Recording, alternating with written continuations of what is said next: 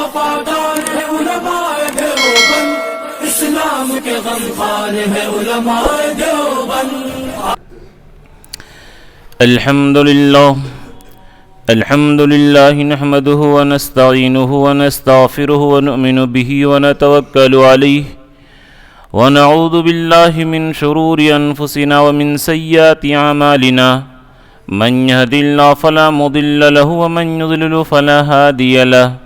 ونشهد أن لا إله إلا الله وحده لا شريك له، ونشهد أن سيدنا مولانا محمدا عبده ورسوله الذي أرسله بالحق بشيرا ونذيرا وداعيا إلى الله بإذنه وسراجا منيرا، أما بعد فأعوذ بالله من الشيطان الرجيم، بسم الله الرحمن الرحيم، اهدنا الصراط المستقيم صراط الذين أنعمت عليهم غير المغضوب عليهم ولا الضالين۔ وقال الله تعالى في موضع آخر، ومن يطع الله والرسول فأولئك مع الذين أنعم الله عليهم من النبيين والصديقين والشهداء والصالحين وحسن أولئك رفيقا۔ وقال الله تعالى في موضع آخر، يا أيتها النفس المطمئنة ارجعي إلى ربك راضية مرضية فادخلي في عبادي وادخلي جنتي۔ وعن أبي هريرة رضي الله تعالى عنه قال قال رسول الله صلى الله عليه وسلم، كل أمتي يدخلون الجنة إلا من أبى، قيل يا رسول الله من أبى؟ قال من أطاعني دخل الجنة ومن عصاني فقد أبى، أو كما قال عليه الصلاة والسلام، رواه البخاري۔ صدق الله العظيم وصدق رسوله النبي الكريم، ونحن على ذلك لمن الشاهدين والشاكرين، والحمد لله رب العالمين۔ میرے محترم بزرگ اور دوستو، پچھلے ہفتہ تذکرہ کیا گیا تھا کہ ہدایت ملنے کی پہچان کیا ہے، کیسے سمجھیں کہ ہم ہدایت کے راستے پر چل رہے ہیں اور ہم ہدایت کے اوپر ترقی کر رہے ہیں۔ جس طرح علم کا درجہ اور انتہا بہت زیادہ اوپر ہے، اسی طرح ہدایت کے بھی مراتب اور درجے بے انتہا اوپر ہیں۔ اللہ کے نبی صلی اللہ علیہ وسلم ہدایت کا سرچشمہ ہونے کے باوجود اہدنا الصراط المستقیم کی دعا کرتے تھے۔ جس طرح تمام کائنات کے لوگوں کا علم ایک طرف اور حضور کا علم ایک طرف، تو ایسے ہے جیسے سمندر کے سامنے قطرہ، لیکن اس کے باوجود رب زدنی علما کی دعا کرتے تھے۔ تو پچھلے ہفتہ یہ جو پہچان بتائی گئی ہدایت پر ہونے کی، کہ دنیا کے دھوکے سے نکلنا، آخرت کی طرف توجہ کرنا اور موت کی تیاری کرنا، یہ ہدایت کی پہچان بتلائی گئی تھی۔ اب ہدایت یافتہ بندے کون ہیں، ہدایت کیسے ملے گی اور کیسے لوگوں کے ساتھ رہنا چاہیے، اور ہدایت یافتہ بندے کون ہیں، قرآن پاک نے اس کی نشاندہی بھی کر دی اور پہچان بھی بتا دیا۔ کیونکہ ایک بات آپ یاد رکھیں گے، القرآن یفسر بعضہ بعضا، کہ قرآن کی تفسیر قرآن سے کی جاتی ہے، یعنی قرآن کی ایک آیت دوسرے آیت کی تفسیر کرتی ہے، کہ قرآن میں ایک جگہ وہ حکم کلیئر طر پر موجود نہیں ہے تو دوسری جگہ وہ کلیئر کر دیتا ہے۔ تو ہمیں اللہ تعالیٰ ہر رکعت میں جو دعا مانگنے کے لیے کہی ہیں، اہدنا الصراط المستقیم، کہ اے اللہ ہمیں سیدھے راستے پر چلائیے۔ اب یہ سیدھا راستہ ہے کیا؟ صراط مستقیم، سیدھا راستہ جس کے اندر کوئی ٹیڑھا پن نہیں، جس کے اندر تمام طرح کے اعتدال، نہ اونچ نہ نیچ، بالکل سیدھا راستہ، شریعت مستقیم اور صراط مستقیم۔ جو اللہ تبارک تعالیٰ نے ہمیں دیا ہے، جس کے اندر کوئی ٹیڑھا پن نہیں، نہ یہودیوں کی طرح بہت زیادہ سختی اور نہ عیسائیوں کی طرح نرمی، امتاں وسطا لتکونوا شہداء، کہ یہ امت بھی اعتدال پر رہنے والی ہے اور یہ ہدایت کے راستے پر، سیدھے راستے پر چلنے والی ہے۔ اور جیسا کہ میں بار بار عرض کرتا ہوں کہ صراط مستقیم پر جو آدمی چلنے کی پریکٹس کرے گا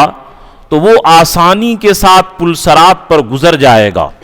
اور جو صراط مستقیم پر نہیں چلے گا دنیا کے اندر تو آخرت کے اندر اس کو پلسرات پر چلنا بڑی مشکل ہوگا۔ اس لیے صراط مستقیم پر چلنا ہے تو یہ اہدنا الصراط المستقیم کہ اے اللہ سیدھے راستے کی ہدایت عطا فرما، صراط الذین انعمت علیہم، سیدھا راستہ کیا ہے؟ جن کے اوپر آپ نے انعام کیا ہے، جن کے اوپر اللہ تعالیٰ کا انعام ہوا، فضل ہوا، کرم ہوا، بخشش اور عنایت ہوئی، ان لوگوں کا راستہ عنایت فرما، ان لوگوں کے راستے پر چلا۔ اب وہ ہیں کون لوگ؟ تو قرآن کریم نے دوسری جگہ اس کی تفسیر بیان کی ہے، من یطع اللہ والرسول فاولئک مع الذین انعم اللہ علیہم، کہ جو لوگ اللہ اور رسول کی پیروی کرتے ہیں قیامت کے دن ان لوگوں کے ساتھ ہوں گے جن کے اوپر اللہ نے انعام کیا ہے۔ کن کے اوپر انعام کیا ہے؟ من النبیین، نبیوں پر انعام کیا ہے، والصدیقین، اور صدیقین پر، صدیق پر انعام کیا ہے، والشہداء، اور شہیدوں پر انعام کیا ہے، والصالحین، اور نیک بندوں پر انعام کیا ہے۔ گویا صراط مستقیم نبیوں کا راستہ ہے، صدیقوں کا راستہ ہے، شہداء کا راستہ ہے اور نیک لوگوں کا راستہ ہے۔ انہی لوگوں کے راستے پر جو چلے گا وہ ہدایت کے راستے پر چلے گا، اور جو ان لوگوں کے راستے سے ہٹ جائے گا وہ ہدایت کے راستے سے ہٹ جائے گا۔ اس لیے ان لوگوں کے راستے پر چلنا ہے۔ اہدنا الصراط المستقیم صراط الذین انعمت علیہم، جن کے اوپر اے اللہ آپ نے انعام کیا ہے، غیر المغضوب علیہم ولا الضالین، اور ان لوگوں کا راستہ مت دکھائیے جن کے اوپر آپ کا غصہ نازل ہوا اور جو گمراہ ہو گئے۔ اس میں اشارہ ہے اس بات کی طرف کہ جو بندہ منعم علیہم یعنی جن کے اوپر اللہ کا انعام ہوا، انبیاء، صدیقین، شہداء، صالحین، ان لوگوں کے راستے پر جو چلے گا، ان کی روش اور ان کے طریقے پر چلے گا، وہ اللہ فرماتے ہیں کہ وہ میرے اپنے ہیں، وہ میرے بندے ہیں۔ اور جو یہودی اور نصرانی اور اسی طرح جتنے بھی عذاب جن قوموں پر آیا ہے، چاہے قوم لوط ہو، ہود ہو، قوم صالح ہو، شعیب علیہ السلام کی قوم ہو، یہود ہو، نصارہ ہو، جتنے بھی خدا کے دشمن ہیں، جو خدا کے دشمن کا طریقہ اختیار کرے گا، اللہ فرماتے ہیں کہ وہ میرا بندہ نہیں ہے، میرا ان سے تعلق نہیں ہے۔ تو اگر ہم ان انبیاء، صدیقین، شہداء اور صالحین کے طریقے پر چل رہے ہیں تو سمجھیے کہ اللہ نے ہم کو اپنا بنا لیا اور اللہ نے ہم سے محبت کر لیا، اور نعوذ باللہ اگر غیروں کے طریقے پر، ابھی خاص کر کے 1 جنوری جو آئے گی اس کے موقع پر جو مسلمان اور اسی طرح بال کا کٹوانے میں جو پیسہ بھی زیادہ خرچ ہوتا ہے، اور یہودیوں کی اتنی غلامی کہ پہلے پینٹ پھٹ جاتا تھا، لوگ پیون لگا کر کے پہنتے تھے، اب ایسی غلامی مسلمانوں کے ذہن میں گھس گئی ہے کہ خریدتے ہیں مہنگے پیسے میں، جو کپڑے پھٹے ہوئے بکتے ہیں ان کو مہنگے طور پر خرید کر کے پہنتے ہیں۔ اللہ تعالیٰ فرماتے ہیں کہ یہ میرے نہیں ہے، یعنی ایسے لوگوں پر اللہ کی لعنت برس رہی ہے۔ چونکہ وقت نہیں زیادہ تفصیل بیان کرنے کا، یعنی ایک اصول اور رول یاد رکھیے کہ ہر وہ کام جو اللہ کے دشمنوں کا اور اللہ جن سے ناراض ہے، اللہ نے جن کے اوپر غضب نازل کیا، چاہے 1 جنوری کی شکل میں ہو، یا نوجوان جو بال کٹواتے ہیں، یا نوجوان جو کان چھدواتے ہیں، یا نوجوان جو جس طریقے سے پھٹے ہوئے پینٹ پہنتے ہیں، یا ان کے جتنے بھی تہذیب و تمدن اور جتنے بھی ان کے کلچر ہیں، ان کے کلچر پر جو فخر ہیں، یہ سمجھیے کہ جہنم کے اندر جل رہے ہیں اور جہنم کے راستہ یہ اپنا رہے ہیں۔ یہ اشارہ ہو گیا۔ بہرحال ہمیں کیسے لوگوں کے طریقے پر چلنا چاہیے اور کیسے دنیا کے اندر رہنا چاہیے، جو جن کے اوپر اللہ نے انعام یعنی ایوارڈ متعین کیا کہ یہ انبیاء، صدیقین اور شہداء اور صالحین ایسے ہیں کہ ان کو جنت میں جانے کا ایوارڈ مل چکا ہے، ان کے نام جنت رجسٹرڈ ہے، اور ان کے طریقے پر جو چلے گا حسن اولئک رفیقا، بہترین یہ آدمی ہوگا۔ ہمیں اس موضوع پر بیان کرنے کی ضرورت اس لیے پڑی کہ پہلے زمانے کے اندر ایک فرقہ تھا جو کہتا تھا کہ نعوذ باللہ قرآن حدیث ہم نہیں مانیں گے، بس جو بزرگ کہہ دیں، چاہے قرآن اور حدیث کے خلاف کہیں، ہم ان کی بات پر چلیں گے۔ نعوذ باللہ یہ بھی گمراہی اور جہنم کا راستہ ہے۔ اور اس زمانے کے اندر ماڈرن ہو گیا زمانہ، تو ماڈرن لوگ یہ کہیں کہ ہمیں عالم کی ضرورت نہیں ہے، اور نعوذ باللہ حضرات صحابہ کی سنت کو جب نفس کی باری آتی ہے، عمر فاروق رضی اللہ تعالیٰ عنہ 20 رکعت تراویح ایجاد کیے،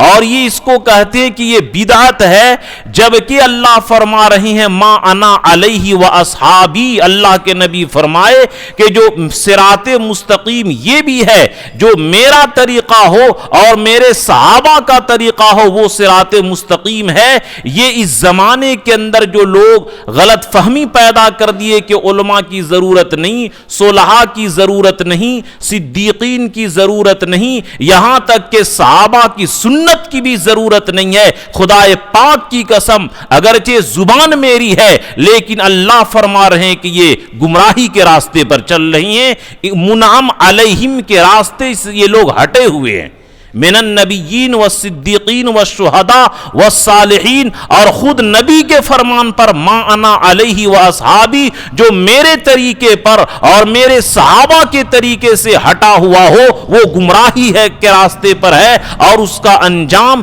ہدایت سے ہٹ جانا ہے اور وہ گمراہیت کے اوپر چلے گا۔ یہ امت کے اوپر نوجوان طبقوں پر خاص کر کے انگریزوں نے محنت کر کے ان کے ذہن کو جو بگاڑا ہے، میں اس کو اصلاح کرنے کی کوشش کر رہا ہوں، خود قرآن کے زبانی اور نبی اکرم صلی اللہ علیہ وسلم کے زبانی۔ میرے دوستو، قرآن پاک نے کتنا میٹھے انداز میں اور محبت بھرے انداز میں اپنے بندوں سے اللہ تعالیٰ نے خطاب کیا، یا ایتھا النفس المطمئنہ، اے اطمینان حاصل کرنے والے نفس، اے اطمینان حاصل کرنے والی جان،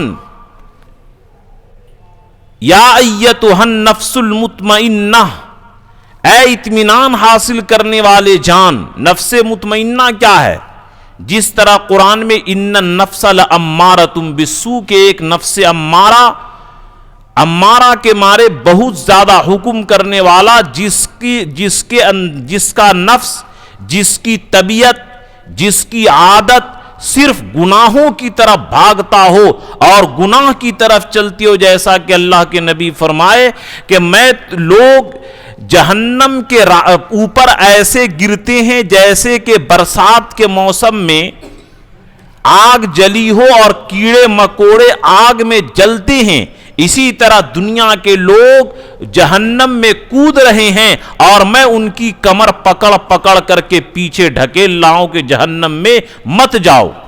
تو یہ تو ہوا نفس امارہ جو صرف اور صرف برائی ہی برائی اس کے دل کے اندر آتا ہو، ہمیشہ گندا کام، گناہ کا کام، عیاشی، فحاشی اور گندے شیطانی کام آتا ہو، یہ ہے نفس امارہ۔ اور ایک ہے نفس لوامہ، کہ کہ کبھی کبھی بات سنے دین کی تو نیکی کرنے کی طبیعت آ گئی، اور نعوذ باللہ موبائل اکیلے میں دیکھے غلط کام ہو گیا اور غلط کام کرتے ہیں، پھر نیکی کی بات سنتے ہیں تو توبہ اور استغفار کرتے ہیں، ملامت کرنے والا کہ اے نفس کتنا بڑا تو خبیث ہے کہ اللہ کی نعمت کھاتا ہے، اللہ تعالیٰ نے تیرے ساتھ انعام کیا اور تو اللہ کی بغاوت اور نافرمانی کرتا ہے۔ یہ ہے نفس لوامہ۔ اور ایک ہوتا ہے نفس مطمئنہ، اطمینان حاصل کرنے والا نفس، کہ جس طرح جس آدمی کو سگریٹ پینے کی عادت ہو، جب تک کہ سگریٹ نہیں پیے گا بے چین رہے گا، کھینی کھانے والا جب تک کہ نہیں کھائے گا بے چین رہے گا، ہمیں استنجا لگ جائے جب تک کہ استنجا نہ کریں بے چین رہیں گے، بھوک لگی کھانا نہ ملے طبیعت جو ہے بالکل پھڑکتی اور دھڑکتی رہے گی، اور اسی طرح پیاس لگنے پر پانی نہ ملے تو ہم لوگ ماہیے بے آب کی طرح تڑپیں گے۔ تو اسی طرح جس طریقے سے ہم لوگوں کی جو نیچر اور طبیعت ہے اس کام کرنے کے لیے، اسی طرح آدمی اللہ سے اتنا لگاؤ اور آخرت کی اتنی فکر ہو جاتی ہے کہ نماز کا وقت ہو گیا نماز نہ پڑھے تو جس طرح مچھلی بغیر پانی کے تڑپتی ہے، اسی طرح ایمان والا تڑپ جاتا ہے کہ نماز کا وقت ہو گیا، ہم نماز کب پڑھیں۔ اور خود بخود یعنی اس کی طبیعت جو ہو شریعت بن جائے، شریعت جو ہے اس کی طبیعت بن جائے، جیسا کہ حضرت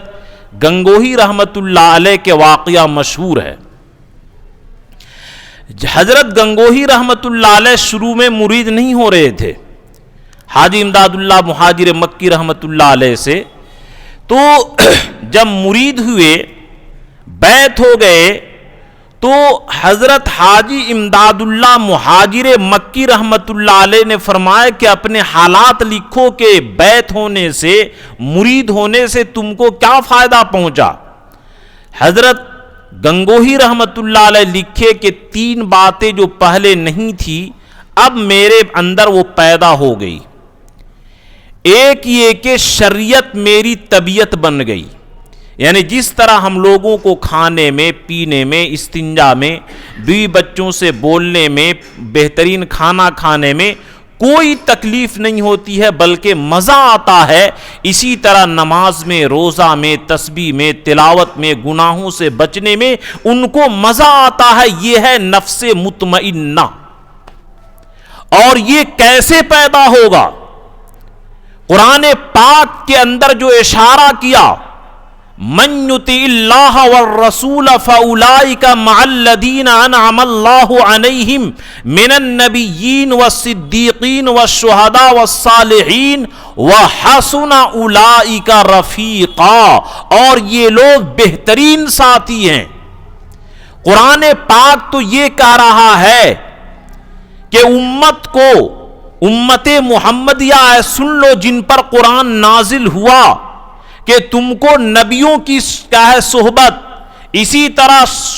صدیقین کی صحبت، صالحین کی صحبت اور شہیدوں کی صحبت اختیار کرنی پڑے گی۔ اور آج کے زمانہ کا لونڈا بولتا ہے علماء اور کیا ہے بزرگوں کی کوئی ضرورت نہیں، یہ اللہ کے خلاف اس کی بات ہے، میں نہیں کہہ رہا ہوں بلکہ اللہ کرے۔ حسنا اولئک رفیق کے معنی ہی آتے ہیں ساتھ رہنے کے، یعنی اگر تم کو اپنے اندر نفس مطمئنہ اور نفس کی سدھار کی ضرورت ہے، جو قرآن پاک نے نبیوں کے آنے کا مقصد بیان کیا ہے کہ یتلو علیہم، قرآن کی تلاوت بھی نبی سکھاتا ہے، علم بھی سکھاتا ہے، ویزکیہم، اور دلوں کو پاک بھی کرتا ہے۔ حسنا اولئک رفیقا، ان کی صحبت میں رہنی پڑے گی، ان کی معیت اختیار کرنی پڑے گی، ان کے ہدایت پر چلنے پڑے گے۔ کوئی بھی دنیا کے اندر ایک ایسا ڈاکٹر جو بڑا ذہین ہو پوری دنیا کے اندر، کتابوں کی سمجھنے کی صلاحیت ہو، لیکن بغیر پریکٹس کے اور بغیر کسی کی صحبت میں اور بغیر پریکٹس کیے ہوئے کیا ہے اس کو کوئی بھی اس سے علاج کرانے کے لیے تیار نہیں، کہ اگرچہ یہ آدمی کتنا ہی بڑا ذہین ہو لیکن اگر کسی ڈاکٹر کی صحبت میں تربیت حاصل نہ کرے، ٹریننگ حاصل نہ کرے، اس سے تو لوگ علاج نہیں کراتے کہ یہ اگرچہ ذہین ہے لیکن ٹریننگ یافتہ نہیں ہے، لیکن دین کو لوگوں نے سستا سمجھ رکھا ہے کہ اس میں ٹریننگ کی ضرورت نہیں ہے، تربیت کی ضرورت نہیں ہے۔ یہ قرآن کریم کے خلاف بغاوت ہے، قرآن کے خلاف ان کی ذہنیت ہے، نبی کے خلاف ذہنیت ہے۔ قرآن پاک نے کہا دو چیز قرآن اس سورہ فاتحہ کے آیت سے جو معلوم ہوتی ہے، صراط اہدنا الصراط المستقیم، کہ ہم نے کتاب بھی اتارا ہے اور اس صراط مستقیم پر چلنے والے منعم علیہم نبیوں، صدیقوں، شہداء اور صالحین کی جو جماعت ہے وہ بھی ہم نے بھیجا ہے، اور نبی بھی فرمائے ما انا، کہ میری سنت اور حدیث بھی رہے گی، وما انا علیہ واصحابی، اور میرے یہ صحابہ رہیں گے۔ یعنی جس طریقے سے کوئی آدمی صرف یہ تو ہوا ہے کہ انبیاء بھیجے لیکن اللہ نے ان کے ساتھ کتاب نہیں بھیجا، لیکن کوئی بھی یہ ثابت نہیں کرتا کہ کتاب بھیجا ہو اور اس کتاب کے ساتھ نبی نہ آیا ہو۔ حالانکہ وہ کتاب ڈائریکٹ اللہ تعالیٰ اتار دیتے، لیکن کتاب کو سکھانے کے لیے اللہ نے معلم بنا کر کے بھیجا ہے۔ اور یاد رکھیے کہ اس قرآن کو اور حدیث کو سمجھنے کے لیے دو نور کی ضرورت پڑتی ہے، دو روشنی کی ضرورت پڑتی ہے۔ جس طرح آپ دنیا میں کتاب پڑھیں، پہلی شرط یہ ہے کہ اپنی آنکھ کی روشنی صحیح ہو۔ اگر آپ آنکھ کی روشنی والے نہیں ہیں، کتاب نہیں پڑھ سکتے ہیں۔ اسی طریقے سے دوسری شرط یہ ہے کہ سورج کی روشنی یا بتی کی روشنی ہو۔ اگرچہ آپ آنکھ سے صحیح ہیں لیکن اگر آپ کے پاس روشنی ملنے کے لیے انتظام نہ ہو تو بھی آپ نہیں پڑھ سکتے ہیں۔ اسی طرح قرآن اور حدیث اور شریعت کا راستہ، صراط مستقیم، ہدایت کا راستہ، ایک تو شرط یہ ہے کہ خود بھی آپ پڑھتے ہوں، اور دوسرا یہ کہ علم جو سینہ بسینہ اللہ کے نبی سے لے کر کے ہمارے شیخ الحدیث تک اور ہم جو آپ سے بیان کرتے ہیں اس کے اندر جو نور ہے، یہ دونوں نور چاہیے۔ اللہ نے کتاب اللہ کو بھی نازل کیا ہے اور ساتھ میں رجال اللہ کو بھی بھیجا ہے۔ انبیاء کا دروازہ اگرچہ بند ہو چکا لیکن صدیقین، شہداء اور صالحین یہ قیامت تک رہیں گے، اور ان سے یہ بھی کیا ہے، منعم علیہم کی جماعت ہے۔ اس لیے ان نوجوان بچوں کی بات میں اور ان نوجوان ساتھیوں کو سمجھانا ہے کہ تم کو کس نے کہہ دیا کہ علماء کی ضرورت، صلحاء کی ضرورت اور امت میں نیک لوگوں کی ضرورت نہیں ہے۔ حسن اولئک رفیقا، یہ لوگ بہترین ساتھی ہیں، منعم علیہم بننا ہے۔ ان کی جماعت میں تجھے رہنا پڑے گا، ان کی ٹریننگ تجھے اٹھانی پڑے گی اور ان سے ٹریننگ تمہیں لینی پڑے گی۔ یاد رکھو کہ جس طرح تم کتنا ہی بڑا ذہین ہو لیکن خود سے پڑھ کر کے بغیر ٹریننگ اور بغیر صحبت کے تم کو دنیا والے ڈاکٹر قبول نہیں کر سکتے ہیں، اسی طرح اللہ اور رسول کی نگاہ میں ہدایت کے راستے پر جو منعم علیہم کی جماعت ہے ان کے لیے شرط ہے کہ یہ دونوں طریقے سے وہ آدمی چلے تو اللہ تعالیٰ اس کو ہدایت کے راستے پر آسانی کے ساتھ چلائیں گے، ورنہ وہ گمراہی کے راستے پر چلے گا۔ اسی لیے اللہ کے رسول جو فرمائے، اب بات سمجھ میں آتی ہے کہ بنی اسرائیل میں 72 فرقہ ہوا اور میری امت میں 73 فرقے اور سارے لوگ جہنمی ہیں سوائے ایک کے۔ صحابہ نے فرمایا من ہم یا رسول اللہ، وہ لوگ کون ہیں؟ اللہ کے رسول فرمائے ما انا علیہ و اصحابی، جن کے اوپر میں ہوں اور میرے صحابہ چلتے ہوں۔ اب سوچ لیجئے کہ جو کیا ہے صحابہ کے طریقے پر اور نبی کے طریقے پر کون زیادہ چلنے والا ہے، سوچ لیجئے، آپ خود غور کر لیجئے۔ تو بہرحال میں حضرت گنگوہی رحمت اللہ علیہ کا واقعہ بتلا رہا تھا کہ گنگوہی رحمت اللہ علیہ فرمائے کہ حضرت جب سے میں بیعت ہوا ہوں، مرید ہوا ہوں، اب لوگ اس کو بدعت کہتے ہیں۔ ارے بیعت ہونے کا مطلب یہ ہوتا ہے اصلاح نفس، اپنے نفس کا طریقے کی اصلاح۔ مرید ہونا کوئی واجب نہیں ہے، کوئی ضروری نہیں ہے، لیکن اپنے نفس کی اصلاح ہر آدمی کے اوپر فرض ہے۔ جس طریقے سے شراب، زنا، جھوٹ اور طرح طرح کے جتنے بھی ظاہری حرام چیز ہیں، ان چیزوں کا چھوڑنا فرض ہے، اسی طرح تکبر، حسد، حرص اور بھی دنیا اخلاقی جتنے بیماری ہیں، ان تمام بیماریوں کو چھوڑنا فرض ہے۔ اسی اصلاح کے تعلیم کے طریقہ کو بتلایا جاتا ہے، ورنہ صرف نام کے مرید ہو گئے اور اس کے اندر اصلاح نہیں ہوا تو اس سے بھی کوئی فائدہ حاصل نہیں ہوتا ہے۔ اصل ہے شیخ کی بتائے ہوئے تعلیم پر عمل کرنا، چاہے بیعت ہو یا نہ ہو، وہ ایک مستحب ہے۔ اللہ کے رسول صلی اللہ علیہ وسلم بھی بیعت کرتے تھے، ہاتھ پر ہاتھ رکھ کر کے، یہ اسی سے ملتی جلتی ہے۔ تو بہرحال حضرت گنگوہی رحمت اللہ علیہ پہلی بات یہ فرمائے کہ شریعت میری طبیعت بن گئی ہے، کہ جس طرح ہم لوگوں کو کھانے پینے، استنجا اور دنیا کی دیگر ضروریات پوری کرنے میں کوئی مشقت نہیں ہوتی بلکہ مزہ آتا ہے، اسی طرح ان کو شریعت پر چلنے میں مزہ آتا ہے۔ ایک بار ایک آدمی معترض تھا، خلاف تھا، حضرت گنگوہی رحمت اللہ علیہ مسجد سے نکل رہے تھے، تو وہ سوچا کہ آج گنگوہی رحمت اللہ علیہ پر اعتراض کریں گے،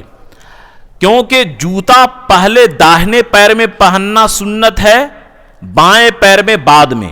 اور نکالنا پہلے بائیں پیر سے اور پہننا یہ کیا پھر دایاں پیر سے، اور مسجد سے نکالنا پہلے بایاں پیر ہے اور پھر داہنا پیر ہے، تو آٹومیٹک ایک سنت پر عمل ہوگی، دوسرے سنت پر عمل نہیں ہوگی۔ دیکھتے ہیں کہ حضرت گنگوہی کیسے عمل کرتے ہیں۔ چنانچہ حضرت گنگوہی نکلے تو بایاں پیر جوتا پر رکھ دیے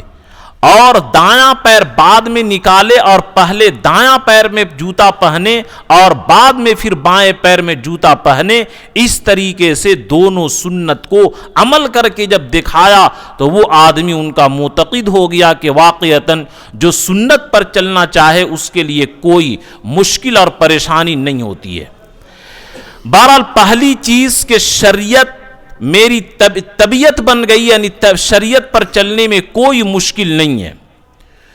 دوسرا یہ کہ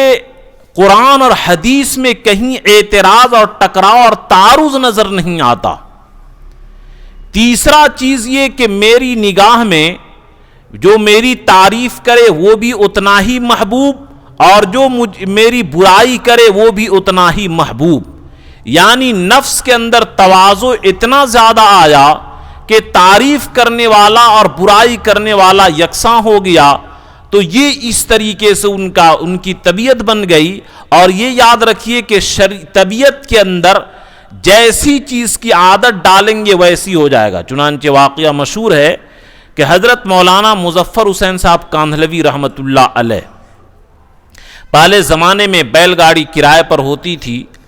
فجر کے سے پہلے تہجد کے وقت میں چلے، اگر وہ اور چل رہے تھے، تہجد کا وقت ہو گیا، اب اگر رکواتے ہیں گاڑی تو گاڑی والے کا نقصان کہ تہجد پڑھنے کے لیے ہم کو روکیں، اور اگر چلتے ہیں تو گاڑی میں چونکہ تہجد نہیں پڑھ سکتے ہیں، دقت تھی وہاں پر، رخ بھی نہیں ہوگا وہ۔ تو حضرت مولانا مظفر حسین صاحب رحمۃ اللہ علیہ فرمائے گاڑی والے سے کہ گاڑی والا تم گاڑی لے کر کے چلو اور میں 2 رکعت پڑھ لوں گا، پھر دوڑ کر کے تمہارے پاس آ کر کے پہنچ جاؤں گا۔ اس طریقے سے انہوں نے یہ معاملے کا بھی دنیا کا بھی نقصان نہیں ہونے دیا، اور اس طرح اپنی تہجد کو بھی آسانی سے پوری کر لیے۔ تو بہرحال قرآن کریم نے جو کہا یا ایتھا النفس المطمئنہ، اے نفس مطمئنہ کے مالک، ارجعی الی ربک راضیۃ مرضیہ، اپنے رب کی طرف تم لوٹو۔ یعنی اس میں اس حدیث کی طرف اشارہ ہے کہ مومنین کی روح इल्लियीन यानी 7वें आसमान से ऊपर अर्श के ऊपर रहता अल्लाह के पास, और वो अल्लाह के पास रह करके ज़ियारत करते हैं कि ऐ नफ्स, ये तुम्हारे अंदर हमारे अंदर जो जान है, अगर ये नफ्स मुतमइन्ना है, अल्लाह ताला बुला करके फरौह व रैहान व जन्नत नईम, ये नेमत अल्लाह ताला दे करके उसको अर्श के साए में जगह देंगे। फिर क़यामत कायम होने के बाद वहीं से रूह जिस्म के अंदर कब्र में डाल दी जाएगी, फिर इंसान कब्र में से जिंदा होकर के निकलेगा। इसमें इशारा है कि अपने रब के पास लौटो, राज़ियतम मर्ज़िया, इस हाल में कि तुम भी अल्लाह से राजी हो और अल्लाह भी तुमसे राजी है। यानी इसमें हदीस है इसकी तरफ के जो आदमी दुनिया के अंदर जिंदगी अल्लाह के रजा के कामों में गुजारता है तो अल्लाह तबारक ताला उससे राजी हो जाते हैं। अब मन अहब्ब लिक़ा अल्लाह अहब्ब अल्लाहु लिक़ाहु, के जो अल्लाह से मिलने को पसंद करता है अल्लाह उससे मिलने को पसंद करते हैं, तो अल्लाह ताला उससे पसंद करते हैं। आगे जुमला फरमाइए, फदखुली फी इबादी वदखुली जन्नती, ऐ मेरे लोग, ऐ मेरे बंदो, तुम दुनिया के अंदर मेरे नेक बंदों में शामिल हो जाओ, फिर मेरी जन्नत के अंदर तुम दाखिल हो जाओ। ये उन लोगों के मुंह पर तमाचा है जो कहते हैं कि उलमा बुजुर्ग और क्या है ये बुजुर्गान दीन और उम्मत के सालिहीन, इनकी सोहबत की कोई ज़रूरत नहीं है, ये भी इंसान है, हम भी इंसान हैं। जिस तरह एक डॉक्टर बनाने वाला वो भी इंसान है, लेकिन एक स्टूडेंट को कहां से कहां पहुंचा देता है एक मुअल्लिम, इसी तरह इनकी निगाहें मर्द मोमिन से बदल जाती है तकदीरें। अभी तुझे नहीं पता है कि इन औलिया अल्लाह की सोहबत से और इन नेक लोगों की सोहबत से इंसान कहां से कहां पहुंच जाता है। अंबिया हुजूर सल्लल्लाहु अलैहि वसल्लम के जमाने में इतनी मेहनत सहाबा को करने की जरूरत नहीं थी, क्योंकि वहां पर हुजूर सल्लल्लाहु अलैहि वसल्लम की सोहबत मौजूद थी, उनके अनवार बरकात मौजूद थे। तो यहां पर अल्लाह फरमा रहे कि पहले मेरे नेक बंदे में दाखिल हो वो, फिर मेरी जन्नत में दाखिल हो वो। यानी अगर जिस आदमी को आसानी के साथ जन्नत में दाखिल होना है तो जो मैंने कहा सिरातल लदीना अनअमता अलैहिम, उन लोगों के रास्ते पर चला जिनके ऊपर आपने इनाम किया, और वो अंबिया सिद्दीकीन शुहदा और सालिहीन की जमात है। तो मेरे दोस्तों, ये आज की तकरीर का जो खुलासा है कि हिदायत के ऊपर चलने वाले कौन लोग हैं, मुनाम अलैहिम हैं, और वो 4 लोग हैं, और इनमें से पहले नंबर पर अंबिया का नाम लिया गया मिनन नबीयीन, कि वो नबी लोग हैं। नबी जाहिर बात है कि ये अपने इख्तियार से कोई नहीं बन सकता है। अभी शकील इब्न हनीफ की जमात शायद रांची में भी आ चुकी है। ये जो भी जिस तरह की भी नबूवत का दावा करे, सारे के सारे ये लोग काफिर हैं। इनके कुफ्र में एक जर्रा भी शक नहीं है, हमेशा ये काफिर होंगे। नबूवत का दरवाजा बंद हो चुका है, कोई नबी नहीं आ सकता है। अब यही 3 जमात सिद्दीकीन, शुहदा और सालिहीन की रहेगी। पहले सिद्दीकीन की तारीफ ज्यादा अहम है, इसलिए उसकी बाद में करते हैं। शहीद जो अल्लाह के दीन के खातिर अपने जान को कुर्बान कर दिया हो, क्योंकि कुफार गज़वे उहद के मौके पर खुशी मना रहे थे कि हमने इतने मुसलमानों को मारा, लेकिन जब ये आयत नाजिल हुई कि अरे ये नाकाम नहीं हुए हैं, जिस तरीके से अंबिया की जमात कामयाब है, इसी तरीके से अंबिया के साथ साथ जो शुहदा हैं और इनकी मईयत में जो लोग रहते हैं, इनके साथ में रहते हैं, वो भी कामयाब लोग हैं, ये भी हिदायत याफ्ता हैं। ये अपनी जान को बर्बाद नहीं किए हैं, बल्कि ये अपनी जान को अल्लाह की जन्नत के बदले में, अल्लाह की रिजा के बदले में खरीद चुके हैं। सालिहीन नेक लोग जिनकी फितरत सलीमा, जिनके अखलाक और जिनकी तबीयत ऐसी बन जाए कि नेकी पर चलना उनको महबूब हो और गुनाह पर चलना उनके लिए मुश्किल हो। कि अल्लाह के कुरान पाक के अंदर जो उनकी एक जगह मुसलमानों की तारीफ کہ یہ اللہ کے نبی صلی اللہ علیہ وسلم جو دعا میں مانگا کرتے تھے، اللہم حببنا الینا الایمان، اے اللہ ہمارے طرف ایمان کو محبوب کر دے، وکرہ الینا الکفر والفسوق والعصیان، اور کفر کو، گندگی کو، گناہ کو ہم سے نفرت کا پیدا کر دیجئے۔ یہ آدمی کی طبیعت ہو جو شریعت کے اوپر چلنے والا ہو۔ اور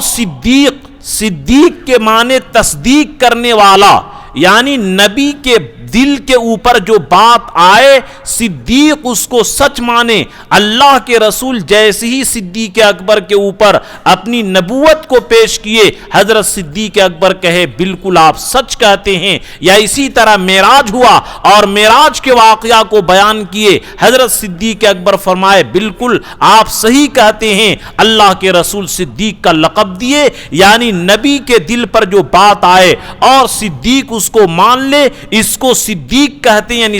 تصدیق کرنے والا، اس بات کو ماننے والا۔ اس کی تعریف ایک تو یہ کی گئی ہے کہ الذی لا یخالف ظاہرہ من باطنہ، کہ جس کا ظاہر اور باطن ایک ہو۔ چنانچہ حضرت علی رضی اللہ تعالیٰ عنہ کے بارے میں مشہور ہے، اپنے بارے میں فرماتے ہیں کہ اگر میں جنت اور جہنم کو دیکھ لوں تو دنیا میں جو ایمان ہے میرا، ابھی قیامت کے دن جنت اور جہنم دیکھنے کے بعد میرے ایمان کے اندر ایک ذرا بڑھوتری نہیں ہوگی، اس ایمان کے درجے پر ابھی میں فائز ہوں۔ یعنی جن کا ظاہر اور باطن ایک ہو، ہم لوگ جیسے نہیں کہ اوپر سے کچھ اور نیچے سے کچھ۔ یہ صدیق کی کیا ہے پہچان ہے پہلی، کہ وہ جن کا ظاہر اور باطن ایک ہو، اوپر بھی ایسی ہی رہیں اور نیچے بھی ویسی ہی رہیں۔ کہ حضرت صدیق کا، اور یہ یاد رکھیے کہ نبوت کا دروازہ تو بند ہو چکا ہے، لیکن صدیقیت یہ اتنا اعلیٰ مقام ہے کہ جب غزوہ احد کے موقع پر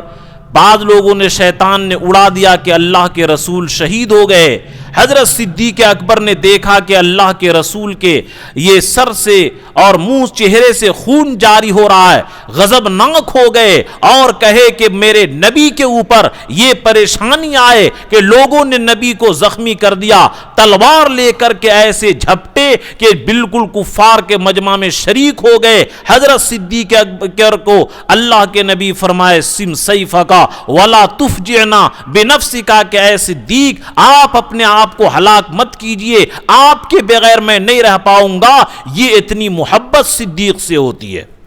اور صدیقیت کا جو مقام ہے، جس طرح نبوت کے مقام میں سب سے اعلیٰ درجے کے نبی ہمارے نبی اکرم صلی اللہ علیہ وسلم ہیں، اسی طرح صدیقیت کا جو مقام ہے، اس مقام کے سب سے اعلیٰ درجے پر حضرت ابو بکر صدیق رضی اللہ تعالی عنہ ہیں، اور ان کے بعد نیچے درجے کے ہیں، اور قیامت تک یہ صدیقیت ملتی رہے گی۔ ہمیں بھی دعا کرنی چاہیے کہ اے اللہ ہمیں صدیق کے اعلیٰ مقام کے اوپر فائز فرما۔ ارے ہمیں بننا مشکل ہے، اللہ کو بنانا کیا مشکل ہے؟ دعا کرے کہ اللہ ہمارے لیے تو مشکل ہے، لیکن آپ کے لیے بنانا کوئی مشکل نہیں ہے، اے اللہ ہمیں وہ بنا دیجئے۔ دوسری تعریف کہ الذی لا یتغیر باحوالہ، کہ دنیا کے حالات سے وہ آدمی متغیر نہ ہو۔ حضرت صدیق اکبر جب نبی اکرم صلی اللہ علیہ وسلم کی دنیا سے کوچ کر گئے، حضرت عمر جیسے کی رائے ہو گئی کہ ابھی زکوٰۃ کے معاملہ کو چھوڑ دیجئے، تمام دنیا کے مسلمان ایک طرف، صدیق اکبر ایک طرف، کہ اگر زکوٰۃ کی ایک رسی بھی روک لیں گے میں ان سے جہاد کروں گا، اور اتنا زیادہ بولے کہ تمام صحابہ ان کی بات کو مان لیے۔ یعنی دنیا کے حالات اور دنیا کی جتنی بھی گندگی ماحول چل رہی ہے، صدیق کو ان کے نیکی کے راستے سے کوئی ہٹا نہیں سکتا ہے۔ تیسری تعریف کی گئی ہے الذی یبذل القولین برضا محبوبہ، کہ جو اپنے محبوب کی رضا کے لیے دونوں جہاں کو خرچ کر دے۔ حکیم اختر رحمۃ اللہ علیہ فرماتے ہیں کہ جب میں یہ تعریف کیا تو ایک عربی نے اشکال کیا کہ دنیا تو اللہ کی رضا کے لیے میں خرچ کر دوں گا، لیکن آخرت جنت یہ کیسے خرچ کروں گا؟ حکیم اختر صاحب رحمۃ اللہ علیہ فرمائے کہ سنو، ہم جو عبادت کرتے ہیں، ایمان لائے اور اللہ سے جو عبادت کرتے ہیں اور نیکی کرتے ہیں، گناہوں سے بچتے ہیں، جنت اور جہنم کی لالچ میں نہیں، بلکہ دعا مانگتے ہیں اللہم انی اسألک رضاک والجنہ واعوذ بک من سخطک والنار، اے اللہ ہم آپ کی رضا اور جنت مانگتے ہیں، ورضوان من اللہ اکبر، اللہ کی رضا سب سے بڑی چیز ہے، تو ہم جو عبادت کرتے ہیں اللہ کی رضا کے لیے، اور جیسے قربانی کرتے ہیں تو اصل تو مقصد اللہ ہے، گوشت تو مفت میں ملتا ہے، اسی طریقے سے اللہ کی رضا کے لیے ہم عبادت کرتے ہیں، جنت تو اللہ تعالیٰ مفت میں دیں گے ہی، اور اسی طرح جہنم سے جو گناہ سے جو بچتے ہیں، اعوذ بک من سخطک، اے اللہ آپ کے غصے سے پناہ چاہتا ہوں اور جہنم سے پناہ چاہتا ہوں، تو اس عربی کو سمجھائے کہ ہم اللہ کی رضا کے لیے عبادت کرنے والے ہو جائیں اور گناہ کو اللہ کے ڈر سے چھوڑنے والے ہو جائیں، تو یہی آخرت کو خرچ کرنا ہے، جنت کی لالچ میں نہ عبادت کریں اور نہ جہنم کے یہ ڈر سے کیا ہم عبادت کریں۔ چنانچہ رابعہ بصریہ رحمت اللہ علیہ کے بارے میں مشہور ہے، واقعہ ہے کہ ایک ہاتھ میں آگ لی اور ایک ہاتھ میں پانی، اور جلال میں تھی کہ میں ان لوگوں کے خلاف یہ جنگ کر رہی ہوں جو اللہ کی عبادت جنت کی لالچ میں کرتے ہیں، میں جنت کو جلا دوں گی، اور جو لوگ جہنم کے ڈر سے گناہ سے بچتے ہیں جہنم کو بجھا دوں گی۔ یہ ان کے اوپر ایک حال تھا جو اپنے کنٹرول میں نہیں تھے، یہ بزرگان دین کے ایک واقعہ ہے۔ تو بہرحال خلاصے کلام یہ نکلا